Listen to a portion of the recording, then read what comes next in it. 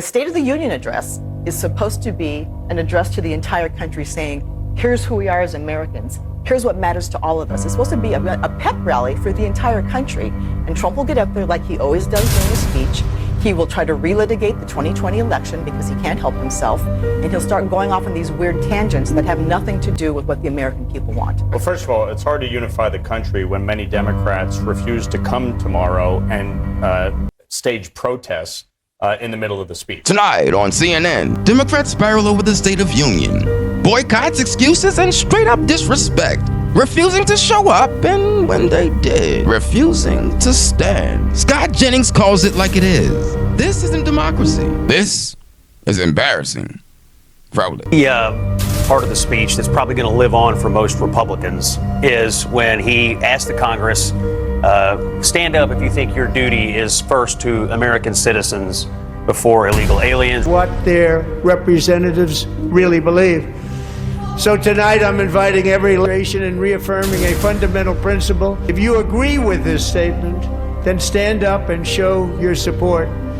The first duty of the American government is to protect American citizens, not illegal aliens.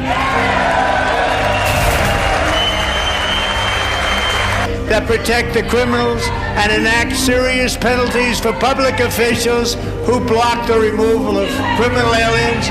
In many cases, drug lords, murderers all over our country, they're blocking the removal of these people out of our country, and you should be ashamed of yourself.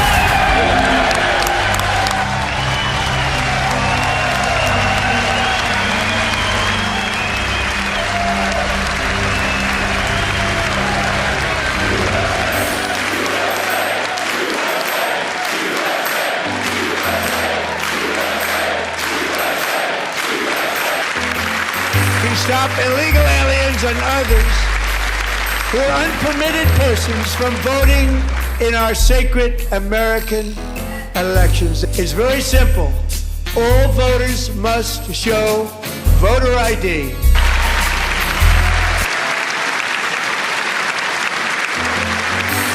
And this should be an easy one. And by the way, it's polling at 89%, including Democrats, 89%. Even the new communist mayor of New York City, I think he's a nice guy, actually. Speak to him a lot. They had policy, but nice guy. Just said they want people to shovel snow. They got hit hard. Are you working for your mayor? And for those who want to do more to help your neighbors and earn some extra cash, you too can become an emergency snow shoveler. Just show up at your local sanitation garage between 8 a.m. and 1 p.m. tomorrow with your paperwork, which is accessible online at nyc.gov/snow, and you can get started right away. Want them to shovel snow, but if you apply for that job, you need to show 2 original forms of ID and a Social Security card.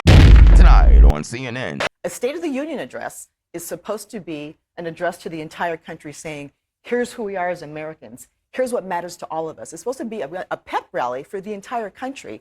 And Trump will get up there like he always does during his speech. He will try to relitigate the 2020 election because he can't help himself. And he'll start going off on these weird tangents that have nothing to do with what the American people want. Well, first of all, it's hard to unify the country when many Democrats refuse to come tomorrow and stage protests in the middle of the speech. Second of all, you're not planning with respect to right? I'm not going because this president. Exactly. That's why she's a double standard candidate. She's not going, but she wants people to support her movement, which is bringing down the United States of America by any means necessary. This president, because this president is divisive. You don't go into U.S. cities and terrorize people. Here's part you of the don't problem. tell lies, and you do not When you become an have anti-black president who has come after African Americans. That's divisive. That's why I'm not going. Cities, Did she say like Minneapolis, like the street, a controlled handoff of a criminal alien at a county or city or municipal jail is far safer than having ICE agents have to go into the community to get them. That should have been happening. These blue states refuse to cooperate. That's why you have this surge. You agree we need some reforms. Of course. But this is what I've been arguing for years. You have to secure the border. We have done that. We agree You with have that. to deport the criminal aliens. We are doing that. Agreed. Yep. You need immigration reform. It's why I've been a co-lead on the Dignity Act, last Congress and this Congress, so that people who have been in this country for more than 5 years, who are not committing crimes, who are participating in the workforce, who pay their taxes, who pay a fine, can have a legal status, not a pathway to citizenship, but a legal status to stay in this country. And many of them. But if you bust into someone's house, an American's house, you need a warrant, right? And we should have better Of training. course, for an American's house, no question. But here's the fundamental problem. Democrats will say we need a federal judicial warrant in order to cooperate. But when you have these detainers being issued for somebody who committed a state crime, and most crimes committed. I want you guys to watch really, really carefully and closely. Stephen A. Smith tells the truth. He drops truth bombs all over the place. And I commend him for it. Some are talking about walking out in the middle of his speech. Others are talking about boycotting it altogether and essentially finding something else to do. I'm here to tell you that neither is acceptable. At some point in time, ladies and gentlemen, there's got to be an adult in the room. Amen. If you're going to act as juvenile, as petulant, as petty, as you accuse the president. They act like schoolyard kids, and I don't understand why they do that. Anytime they get a chance, they act about 7, 8 years old. That's what they're famous for. Childish. President of the United States to be, how are you ever going to hold a high moral ground, at least high enough to judge him accordingly? This is the kind of stuff that ticks me off. Why is he wrong? Stephen A. Smith is entitled to his opinion, and as Josh said earlier, I respect any decision that any of my colleagues make on either side of the aisle to attend or to not attend a State of the Union address. But for him to go off about petulance and disrespect, it's kind of rich coming from him. And here's the deal. I'm not going to Trump's State of the Union address because he is anti-Black. He has taken so many actions during this administration that show. Hold on 1 second. Did she just call Trump anti-Black? That's a serious claim, and you can't just throw that out there with no context, no facts, no pushback. Because if we're going to go there, then let's go there. Let's talk policy. Let's talk results, not just labels. Roll it.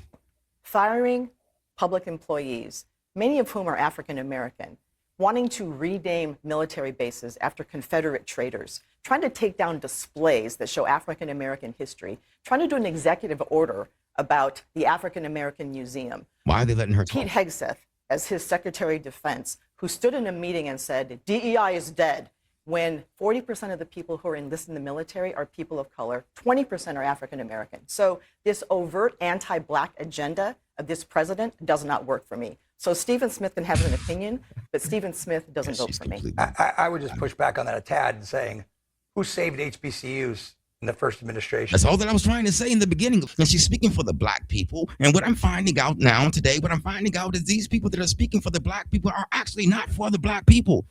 And I'm Black. Sorry. Roll it. Jesus. They're so condescending. I can't understand it. Roll the clip.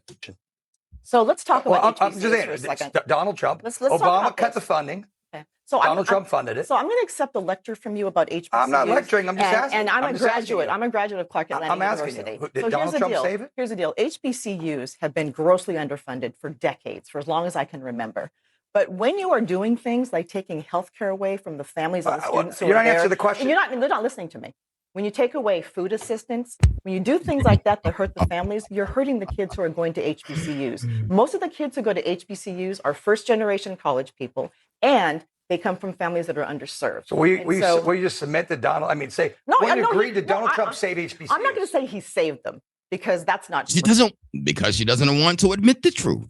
This is why she's not going to say it. I mean, look at the twist of her face. It's the twist of her mind. It's the same twist. She's doing the twist. Of course, she's on the condescending news network, CNN, so of course she's going to do the twist. She's twisting her words. She's twisting the subject. She's twisting the truth. And the truth of the matter is he saved HBCUs. Now you go, Black woman. You go tell your friends, Black woman, all right? Signed the First Step Act, putting more African-American men out of jail than any other president in the history of this republic. Here's the deal. Donald Trump, all of the action that he has taken, the things he has done to hurt the African. I can't hear that anymore. Okay, so anti-Black, she's out of her mind. She's out of control. Somebody strap her in a straitjacket and get her up out of here. It's the Jay Ravato Show.